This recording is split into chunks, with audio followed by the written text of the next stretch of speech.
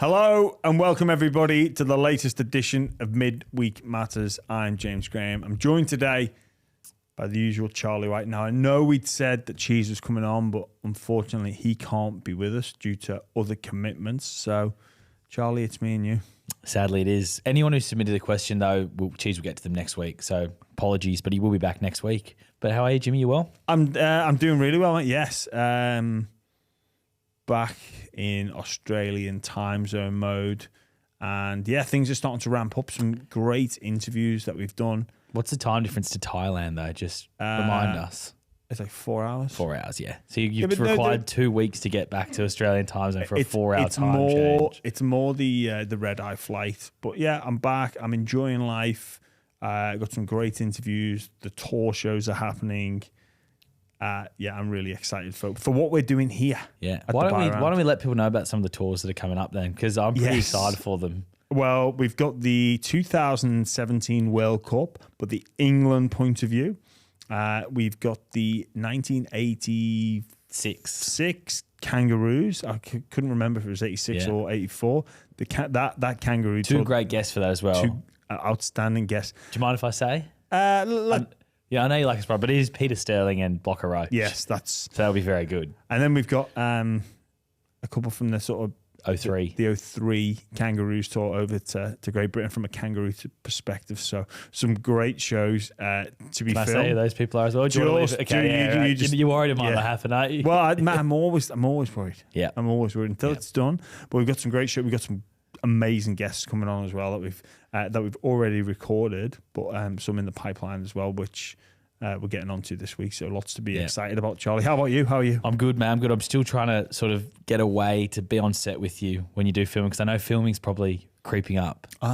It's late January, so we're gonna have to try and be on set. Unfortunately, I go to Brisbane though tomorrow for a week for work, but I will be back soon. So hopefully filming doesn't happen over the next. But I have a sneaky suspicion it's next week filming. No, it's not this week. No, the week after. I don't know. I genuinely don't know when it is. But if it is next week, I'd probably like to know. But I'm looking forward to that. But footy wise, we'll start off with Tevita Pangai-Jnr. Now, I feel like the first thing that we should say is this is probably one of the biggest media beat ups I think we've seen in a few years. It's just bollocks, isn't it? It's nonsense. He turned up to Brisbane training because for a legitimate reason. A couple of weeks ago that was as well. Then Pat Carrigan is quizzed, and he's obviously going to say, yeah, he'd like him back, or yeah, he'd be welcome. Like, what's he going to say? No. And then those words have been taken out of context, and it's quiet-ish time in the rugby league news cycle. Well, some outlets were reporting Tevita Pangai-Jnr. set to sign with the Broncos. That is just like reckless media coverage. It is, Charlie, and here's why. Because you actually look at the details, there's no way his contract would be registered with the NRL unless they were willing to pay, Brisbane Broncos would be willing to pay him the exact deal that he was getting at the Canterbury Bankstown Bulldogs. Now, I don't for 1 minute think that that's where Brisbane would be at.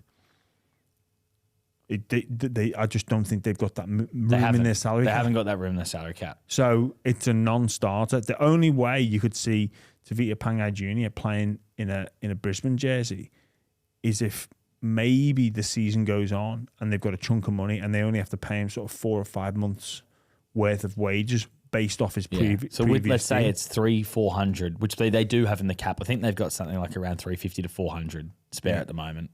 Yeah, well, that's what they might do then. But again, like anybody that's looking or wants to know about Tevita Pangai-Jnr.'s motivations, listen to the podcast we did with him.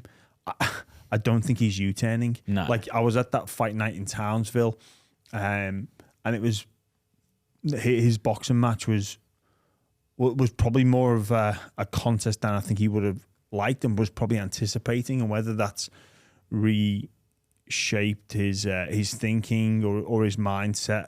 I'm not too sure, but I think fundamentally he wants to go all in on this boxing, and just because he was at Broncos training, Yeah. And it was just for a session. I think they did some sort of field session. He was there. His cousin was there as well. So it was a bit to do with boxing as well. Personally, I'd love to see Tevita Pangai-Jnr. back in the NRL. Like, he's such a talented player. He is a talent, in the right system, I think he can be like one of the most devastating forwards in the game. But this is pure nonsense. It is. And let's not, like, Brisbane, they're just not in a position, like, to put that much money into a forward when they've just not let Flegler go, but obviously couldn't compete with the offer that the Dolphins were putting forward. Farnworth gone as well, like a massive young talent that they've got to secure. I don't think they can put the money or the resources into Tevita Pangai-Jnr. Like, they've got Walsh, Ezra Mam, like a lot of gun outside backs that we're still learning about, that we're still going to see over the course of the next 18 months, 3 years are really going to hit the straps. They're all going to need upgrading. Yeah. So I just don't think it's a start. I think if anything, it's going to be halfway through the season, like you say, because that matches up with their salary cap a lot better as well. Or it'll be the Dolphins. Yeah, we're back to Wayne. But mate, I think you're right. I think the NRL's eyebrows are probably already raised by this story, because it's not a good look then if players can retire and then next year they just can't. Yeah, they can't, and the NRL would have safeguards in there, because you can't do it. Like you go back to the Adam Fanua-Blake situation. Wants to leave New Zealand on compassionate grounds, he can't then turn around and sign for a Sydney club on half his paycheck. He can't do it, and there's legitimate reasons why he can't do that. So it would be the same with a player retiring, deregistering themselves in pursuit of a different sport. It would be up until the lifetime of that agreement up until the end of the agreement with the Bulldogs, and then again, like, there's rules in place around you've got to pay them the market value. So yeah, this is a non-starter. Yeah, well, I've got another Tigers headline for you, Jimmy. Every show, the rule this year might be that we have to talk about the West Tigers at some point, but this is a big one. David Nofoaluma has basically been given a termination letter from the West Tigers. He's got 2 years left in his deal, and Michael Chalmers from the Sydney Morning Herald is reporting that they're offering a $300,000 payout to leave the club immediately. They don't want him for this season. It's big news, and he is going to front the board later this week, David Nofoaluma. Yeah, well, I think for reading as well, my understanding is Benji Marshall, new head coach, has basically said to him, you will not be playing first grade. Now, this isn't the first time that this has happened to a player. Look, Benji's come in with this stance now. He's known David for a long time and been in and around that system. And, Benji's going to live and die by his decisions, and he's trying to set some standards there. David apparently has been feeling as though he's been mistreated, or he's got different training expectations than others. But as a 30-year-old, like, you've just got to get on with it and prove the coach wrong. So I think Nofoaluma's still got plenty of football in him. If I was him, I'd take that and sign somewhere else. I think, though, Nofoaluma would, whether it be go to the Super League in Europe or stay here in Australia, but I think it needs to be in the right system. He's a talented player, Nofoaluma, and he scored a lot of tries for the West Tigers, but I think Tigers fans will be pretty happy to see him go, to be honest. He went to the Storm on a loan deal and then refused to say he was keen to go back to the Tigers, kept leaving things open, which was such disrespectful to Tigers fans. I mean, they let him go because their season was sort of going quite poorly. They gave him an opportunity to maybe go and win a premiership with the Storm. That was a great thing for the club to do for Nofoaluma. Yeah, well, give him that opportunity. I can remember hearing an interview with him and almost being in a state of shock that he basically said he wanted to stay at the Some of the Storm. language he was using around, like, it not just being a short-term thing and gaining experience. It was like, well, I'm looking to come here for the long term. It's like, well, you've got 3 years left at the Tigers. Yeah, exactly. So, and then he was part of the leadership group. He's part of that. He's one of the older players. He had the opportunity to try and help change the Tigers culture and help rebuild things. And then he rocks up to training last year after Lee Hajman-Tellis' daughter's wedding, and he comes late and supposedly was drunk. Yeah, and he was disciplined by the club. Like, that is not the kind of player you want at a club that's struggling, when you need to change the culture, when you need to bring these young players together and show them the right way to be a rugby league player.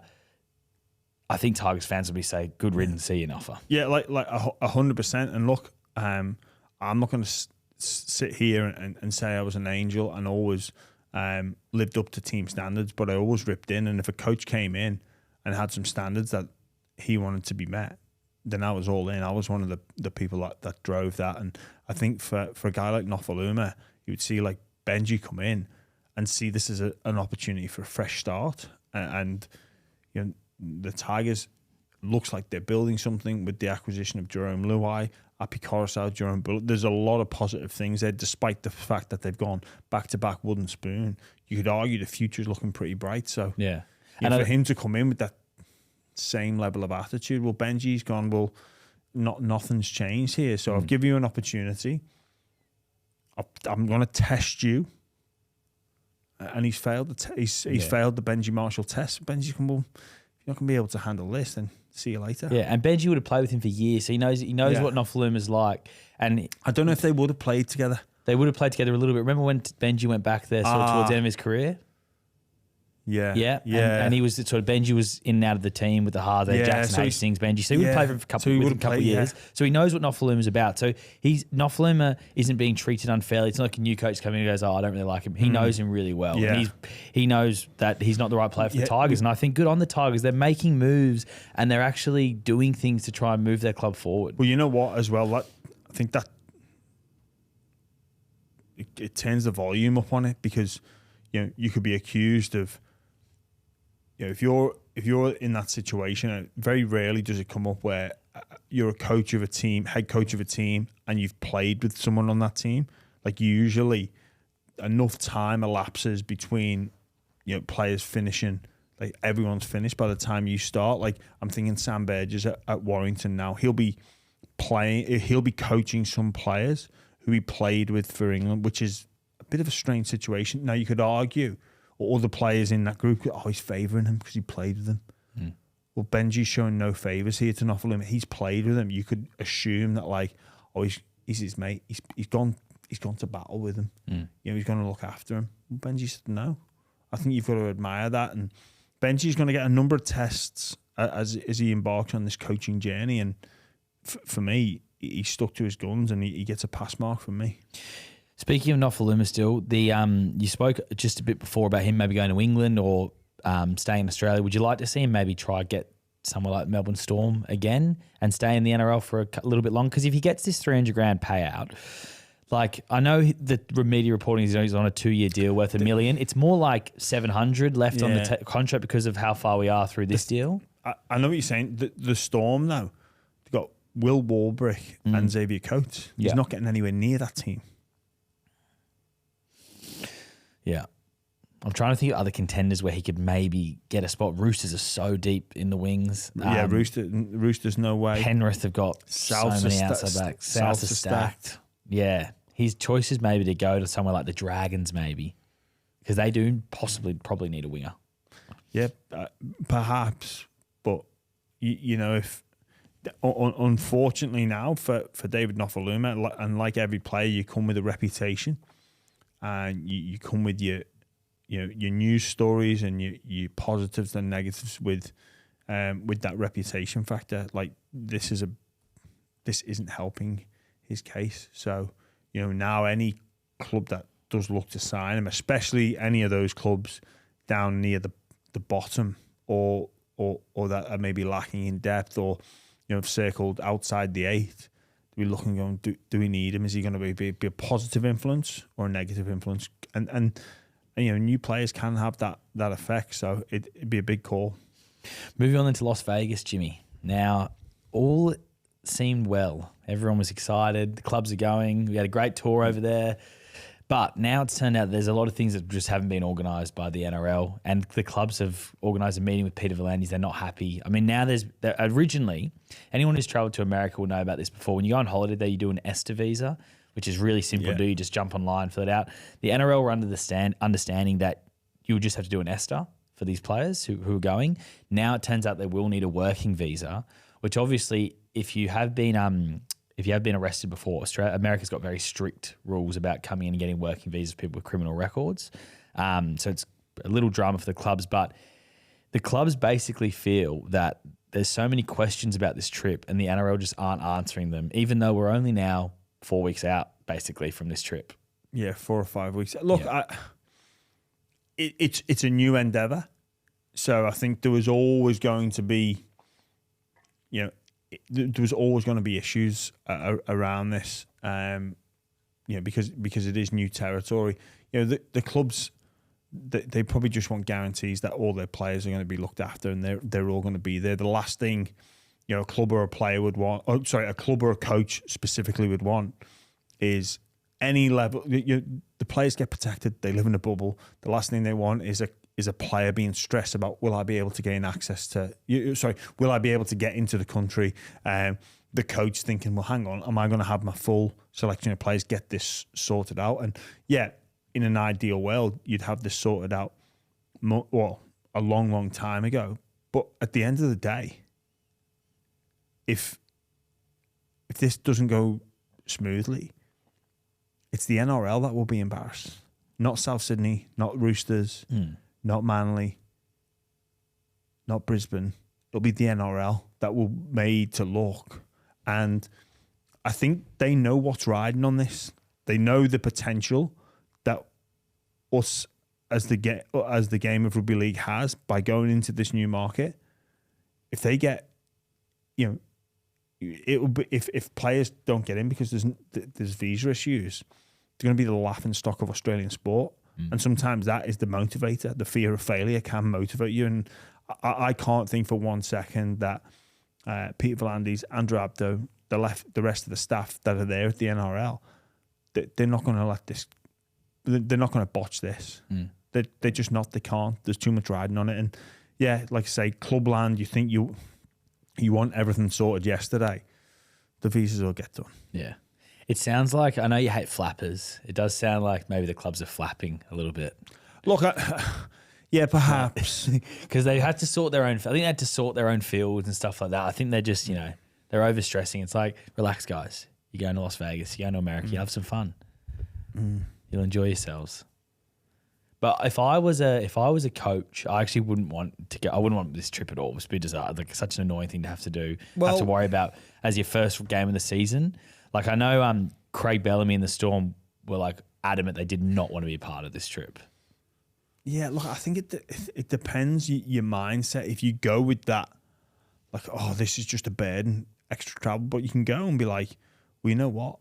We're going to make the most of this. We're going to give the players an experience of a lifetime. I know myself going over and playing in Denver, like that's an experience that I'll never forget. Like being away with my England teammates, that's always a fun time. But actually playing in America, these are some memories that I've made. It's a real positive experience that I've got. Was it like absolutely?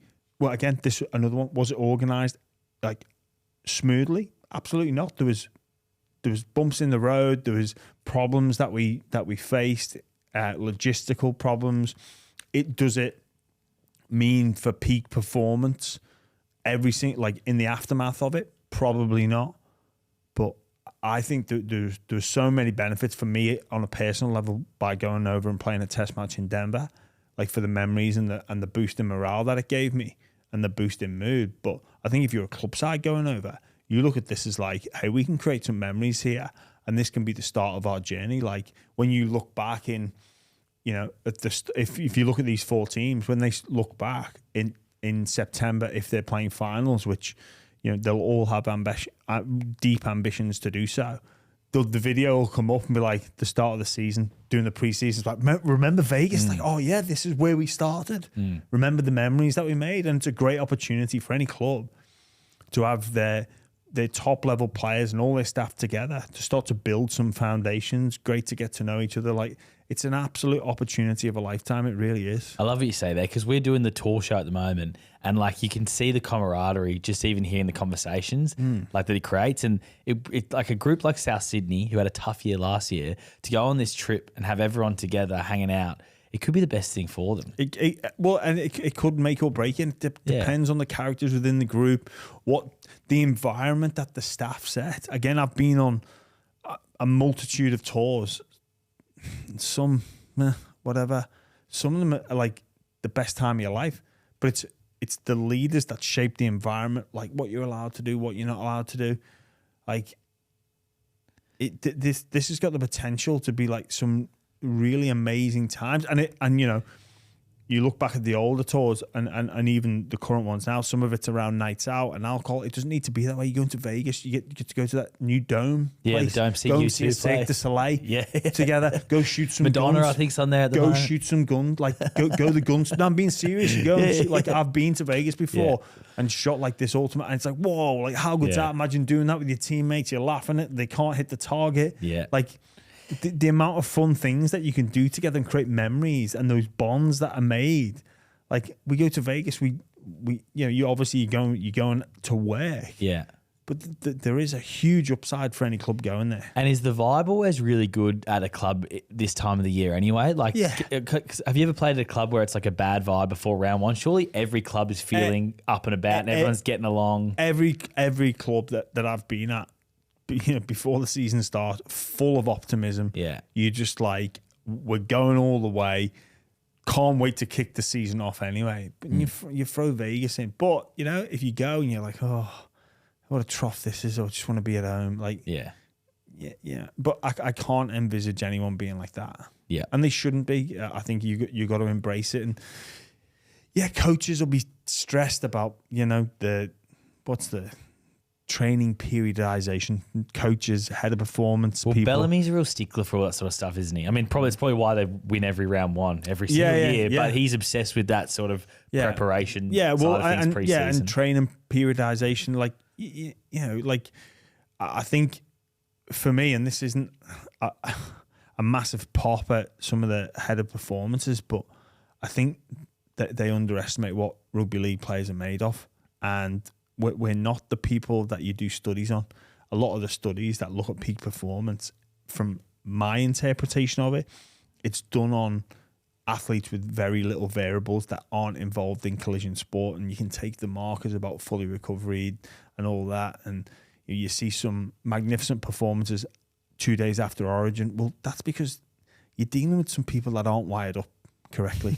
Now, try doing studies on them. So, because sometimes they're going to shit on the study and just be awful, and sometimes they're going to go above and beyond, and you wouldn't predict that behaviour. So, the footballers, they're pretty resilient people. If they've got the right mindset, this could really make a season, I feel. I'd love to do a study on you at some point.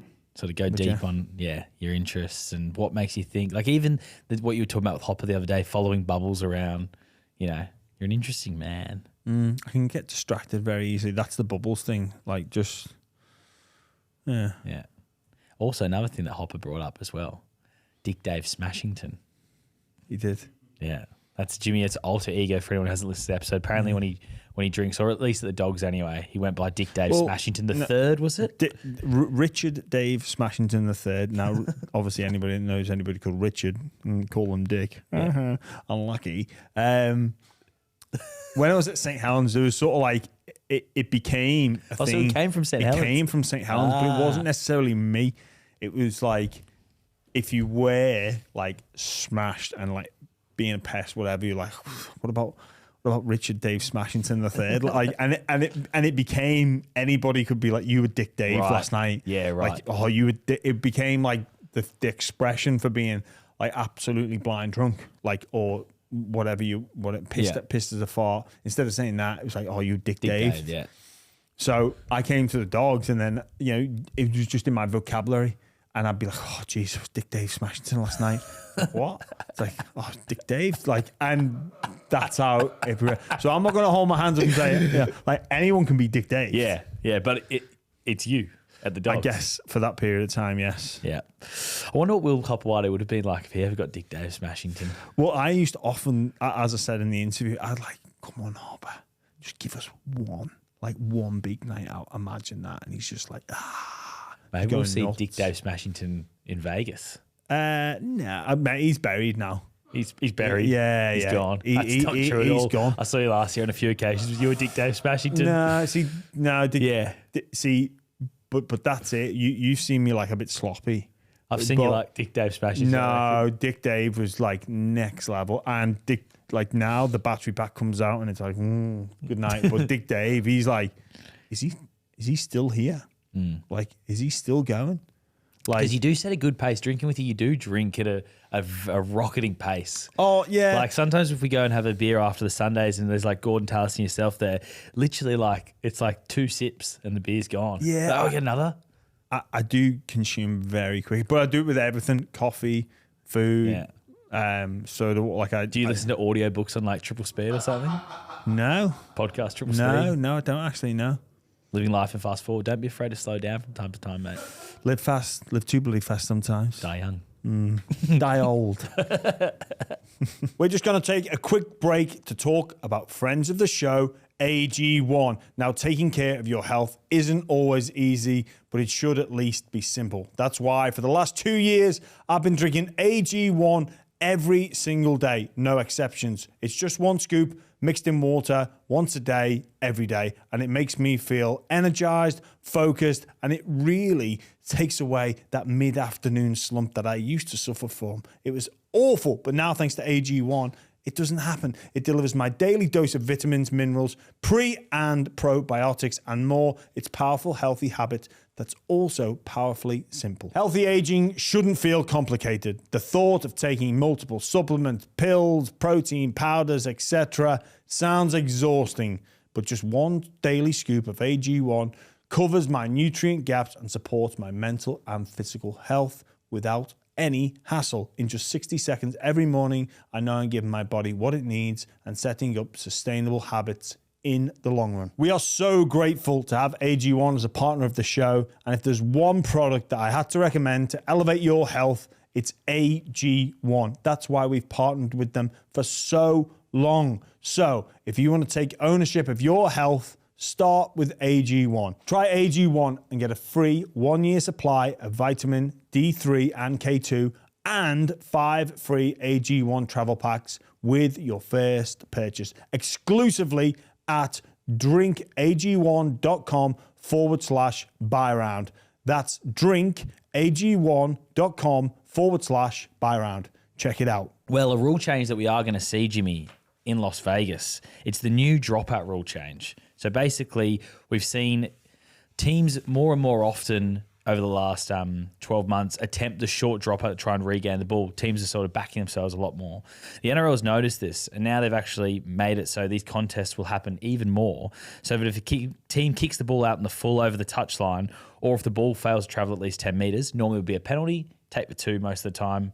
Now it's going to be just a play the ball on the 10-metre line. So it's aimed at obviously creating more contests, but do you like the rule change? I think it remains to be seen. I think the jury's still out. So seeing this rule get announced, my first thought was, okay, there's going to be a lot more short dropouts and a lot more short kickoffs, like contestable restarts. But then the more I thought about it, I'm like, well, hang on. Like, put myself in a position as a front rower. So I had a rule. Like, I would line up for a kickoff. I would put my back foot on the try line. So I'd stand just about a meter I'd stand about a meter in front of the dead ball line in the field of play. I'd put my right foot back so I could put my foot there so I knew where it was, and I'd reach forward. So I was playing to the rule. I was testing the rule and making sure I was aware of the rule of if the ball comes, I can make the ball dead. So I'm always doing that. But I also, whoever my catcher was, so usually a halfback would be catching, I would be like, this is yours unless it comes here. I do not want to be catching that fucking ball. Like, do not let me catch it. Like, I don't want anything to do with it. If it goes I'm not moving from here.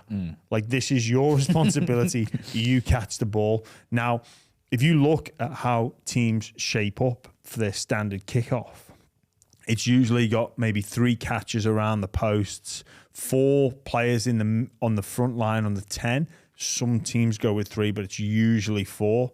A couple of middles at the back, edge back rowers sort of on that sideline, and the wingers back deep in and around where the in goal meets the sideline, or the try line meets the sideline, sort of corner post. Well, now if the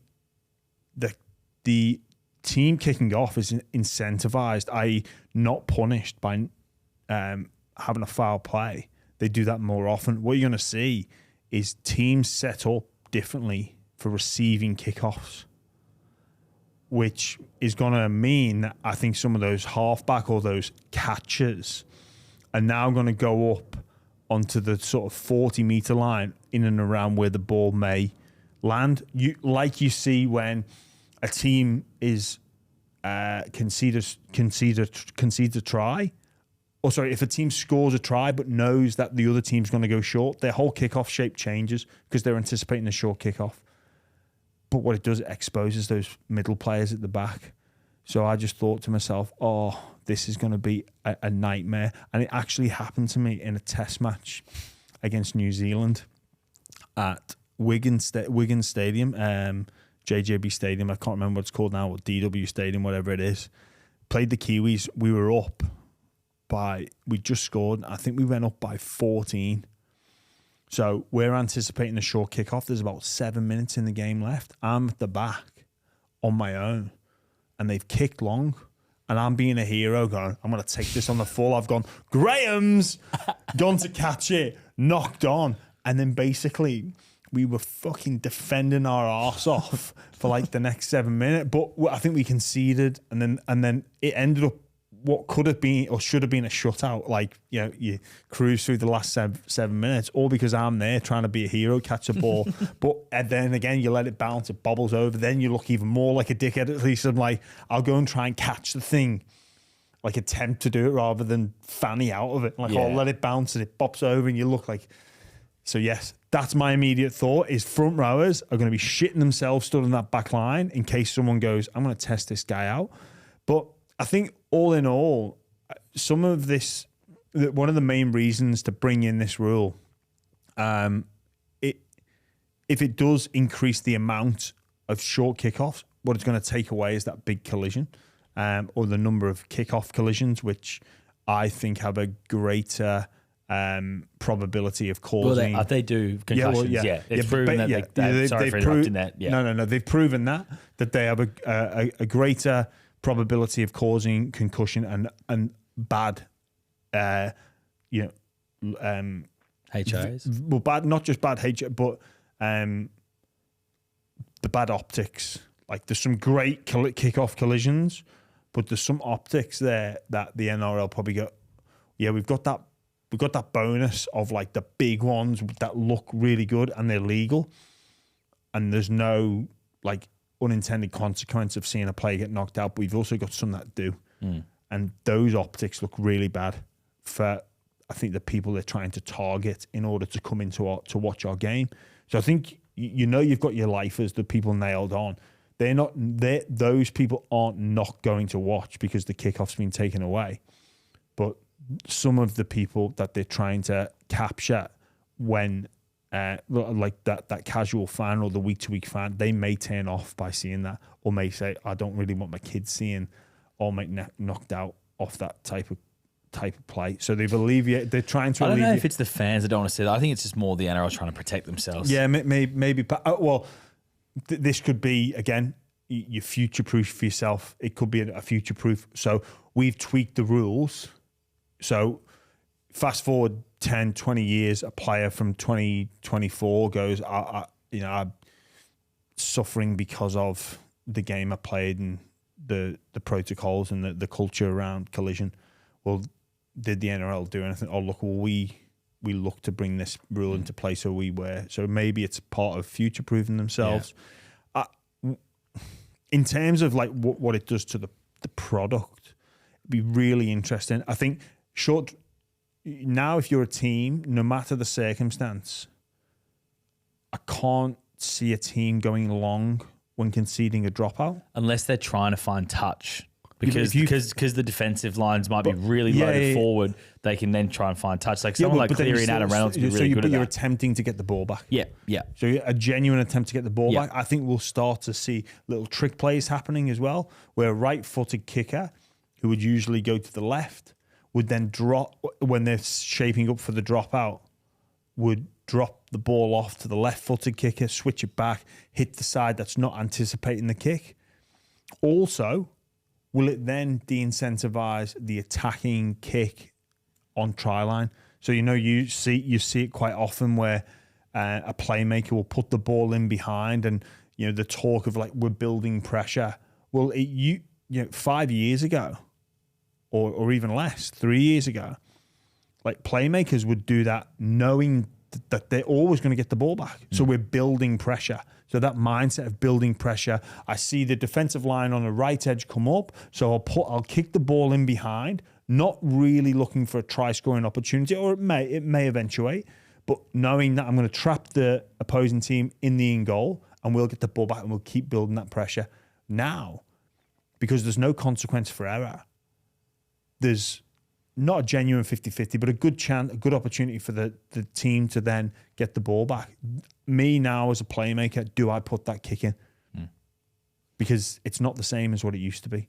So maybe we'll see less of that. Maybe what we'll see is more run options. Maybe we'll see more tries as a consequence of that. So in terms of that's the dropout. In terms of the kickoff, I spoke about taking that collision. I don't know if we'll see the same level of uptake. It's risky. It's very risky if you say you're because you're still going to get, like, best case scenario, you get the ball back. Now, if that's not and it's not a 50-50, you still might not put it 10. The opposition could still receive the ball. Now, if the opposition receive the ball, it's around about the 35, maybe 40 meter mark. Now, that completely changes your defensive set versus your and also the attack, the team receiving the ball, if that makes sense. So then the team receiving the ball, play one is on the 35. They put in more often than not with an attacking kick. But if you've got the defensive mindset of every time we kick off, if the front row are bringing the ball back, we want to get them in the 10. Like, if that's your mindset and that's what you do, and you execute that the overwhelming majority of the time, then why would you ever go short? The only thing I'm thinking is if a team maybe is under the pump early in the game, they might try. They might go short. They might go short early. So say you're down 18-0 after 20 minutes. You're like, oh, let's do a short kickoff. Let's try and get the ball back, because worst case, they're carving us up anyway. So we may as well just try do something. I think that will happen more often. That could happen, but it's a massive roll of the dice, because again, if you get that wrong, you're more likely not going from 18. Usually the chat would be, let's win it back defensively with a strong defensive set. Let's change momentum, not straight away. Let's not go for a lucky 50-50 short kickoff. Put it down there and let's drill it. Let's drill it out of them. Let's go and put defensive pressure on rather than a roll of the dice. That's what I'd back myself to do. Or also, in terms of just flipping back to the short dropout, what it means for attack. So again, short dropouts, if you actually, I think from an attacking point of view, if you're building your attacking set, it disadvantages you as well. So if the opposition go for a short dropout and you get possession like you normally would, but that first play the ball is on like the 10-15, I think that makes your attacking set even more difficult, especially considering the opposition would have had 45 seconds to rest. Like, that's a really tough set to attack from. It's easier, in my opinion, to attack anywhere between the 30 and the 10 versus 10 to try line. Because good defensive teams eat that up all day. You watch Penrith's try line defense, very rarely will they get broken down through a team like building pressure on try line. They're very comfortable in their own, what some teams would call like the red zone or that try line to 10. Where teams become vulnerable is, I believe, that 30 to 10. And that's just my opinion. People may debunk that, but it's just my observations and thoughts on the game. It's interesting, though, because if you have some players that can master this, you could see a huge uptake, I think, across the kickoff as well. Like, if you've got someone who's really good in the air that can get up and grab it, like the Roosters got Dom Young and Joseph Suaalii, and if Sam Walker can put it in the same spot pretty much every single time, then why wouldn't they maybe try and back themselves in? If they can regain a kickoff, I guess, what percentage would you need to be able to pull off the kickoff regain to try it every single time? Would it need to be above 70%? Will it be situational? Yeah, but It's always going to be situational. It always should be situational. I think last year we saw some teams just do the short dropout because that's what's been drilled to do, and not actually take into consideration the fact that, like, hey, we should probably put it long here. I think with the short kickoff, so really not that much has changed, other than the fact you won't get penalised if it doesn't break the plane. Yeah. Or if it goes straight out on Which the is a big change, though. Which is, it is a big... Because if you get a penalty at halfway, kick the ball down, all of a sudden you're 20 metres out. Yeah, exactly. So it is a big change, but it's not that big, if that makes sense. Yep. So I don't know if we'll see an uptake in that participants in short kickers. I think, like you say, teams will see it as an earlier roll of the dice, but yeah, it's going to be interesting. Obviously, the people at the NRL, they're not just going out on a whim and putting this change in. There's clear reasons why they're doing it. And like I say, from the very beginning, I've thought long and hard about this. I think the jury's still out, and I'm pretty not excited. I don't know. I'm intrigued to see how it plays out and how it affects the game. And I think even for us as fans, we're still getting it's going to take time to adjust. Like, what's going on? Like, why are they doing that? And I guess it's it's interesting. Well, this part of the show now I've been looking forward to since we started. Basically, if you haven't seen them, we've been starting these tour shows as we mentioned earlier. Go and check them out. First one was with Aaron Woods, Wade Graham, and it's basically all about what happens on a rugby league tour. But today we're going to get the privilege of finding out about your favourite tour that you ever took part in. Yes, well, the favourite tour, without doubt, is my 2017 World Cup over here in Australia. And I'm going to be talking about that's Thursday. This Thursday it's coming out. Oh, it's coming out this Thursday. This Thursday, yep. Yeah, wow. Yeah. So yes, that's coming out this week. Easily, hands down, my favourite tour. And you did that show with John Bateman and Tom Burgess. Yes, that's correct. Yeah. So, but just the absolute time of your life, like it really was. I can remember, speaking about this in that episode, the semi-final win against Tonga. Take away what it meant to us to make the final. Take away the game, the experience, the atmosphere, the back and forth nature, the going to the wire. We were just that happy we were going to spend another week together. Like, we were spending another week together. And I think, the loss of the final, the 6-0 defeat, again, a classic match. We were gutted because we knew it was over. Like, that it was over now. And, we had a really good time after it. Like, we were devastated, but, we celebrated for a couple of days in Brisbane. But we sort of looked around and we're like, well, if we'd have won, we'd have all been going back to England together, and that would have meant more time together. And I think after an 8-week tour, 9-week tour, whatever it was, when you've got that attitude amongst the group of like, yes, we've got another. And look, a lot of us had families, myself included. Like, I was ready for another week. Yeah. Who was your coach for that? Wayne Bennett. Wayne Bennett. Yes. Was he a huge factor in bringing that group together and making it such a special tour? I think so, yeah. I think in like your coaches, your leaders, they shape the environment. Sam Burgess, the captain? Sean O'Loughlin. Sam okay. captained us in the final, but unfortunately, Sean O'Loughlin and Josh Hodgson were injured, so we were down on troops massively. But Sam was our skipper that day, and yeah, I'm looking forward to some great Sam Burgess on tour stories. I can imagine he was a character to have around. He was fun. And to be fair, that entire group, there wasn't a bad lad amongst them.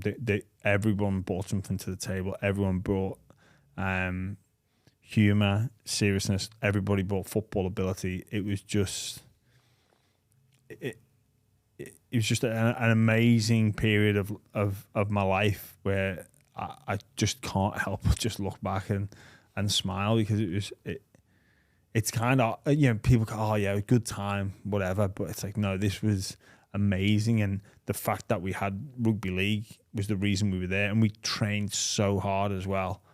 But we were just there for one another. And we've been building for a little while there under Wayne. And he knew what we were all about and what made us tick. And just even some of the stupid shit that, Wayne falling asleep, or the fact he was at the back of the bus, or he'd wear the wrong rain jacket. And just good times. And we should mention, I know you wanted to give the Great Britain Police a shout out because they're coming on tour to Australia very soon, aren't they? Yeah, that's right. They reached out to us, so all the very best. I'm sure they'll be making plenty of memories. The police officers there, so good luck to them against the Aussie police. It's always a good contest as well, that, because they often play those games. And it's on the 2nd of March, Australia Police is taking on GB Police at Leichhardt Oval. And then there's also a triple header on the 6th of March, which is New South Wales Police women against the Corrective Services women. And you've got the New South Wales Police men's second team taking on the Corrective Services team. And then the big game, New South Wales Police versus Great Britain Police at 4:30 p.m. Yeah, it should be a cracker. If you want to watch those games, they're all streamed on their Facebook page as well. Yeah, so, that's awesome. Yeah, well, good luck to all involved, and especially the GB Police coming over here.